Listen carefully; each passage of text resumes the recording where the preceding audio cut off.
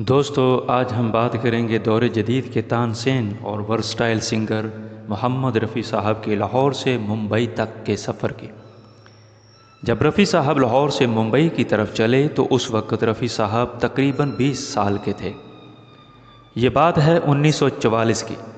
رفیع صاحب کو گھر سے چلتے وقت آپ کی والدہ نے دعا دی کہ بیٹا جا، اللہ تجھے کامیاب کرے اور بہت بڑا آدمی بنائے۔ رفیع صاحب اپنے بڑے بھائی کے دوست حمید صاحب کے ساتھ ممبئی کی طرف روانہ ہوئے۔ راستے میں حمید صاحب محمد رفیع صاحب کو موسیقار سید نوشاد علی کے والد کے پاس لے گئے۔ سید نوشاد صاحب کے والد سے انہوں نے کہا کہ آپ نوشاد صاحب سے ہماری سفارش کر دیں۔ نوشاد صاحب کا تعلق سید گھرانے سے تھا۔ جب نوشاد صاحب کو موسیقی کا شوق ہوا تو اس وقت ان کی عمر تقریباً 17 برس تھی۔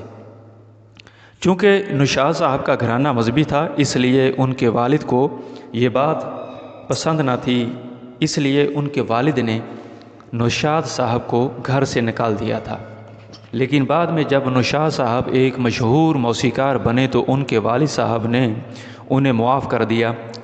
نوشاد صاحب کے والد نے رفیع صاحب کو ایک خط لکھ کر دیا جس میں انہوں نے نوشاد صاحب کو حکم دیا کہ اس لڑکے کو ایک موقع دیا جائے۔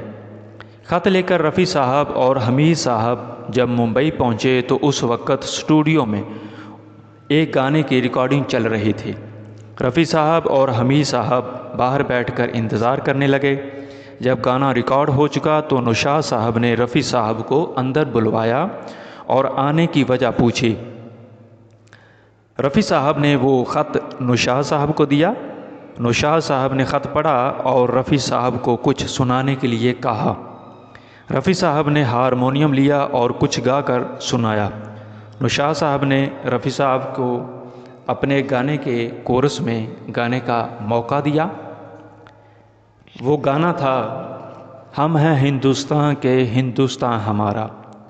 رفیع صاحب کورس میں گانے سے کچھ خاص خوش نہیں تھے، کیونکہ رفیع صاحب کا یہ خیال تھا کہ اس طرح کورس میں گانے سے تو ایک الگ سے کوئی پہچان ہی نہیں ہوتی۔ انہی دنوں لاہور سے شیام سندر صاحب آئے ہوئے تھے۔ ان کی لاہور میں رفیع صاحب سے پہلے ملاقات ہو چکی تھی۔ انہیں جب پتہ چلا کہ رفیع صاحب بھی ممبئی آئے ہوئے ہیں تو شیام سندر صاحب نے رفیع صاحب کو اپنے ایک گانے میں پھر سے موقع دیا، جس سے رفیع صاحب کا نام مشہور ہوا تو نوشاد صاحب بھی رفیع صاحب کی طرف متوجہ ہوئے۔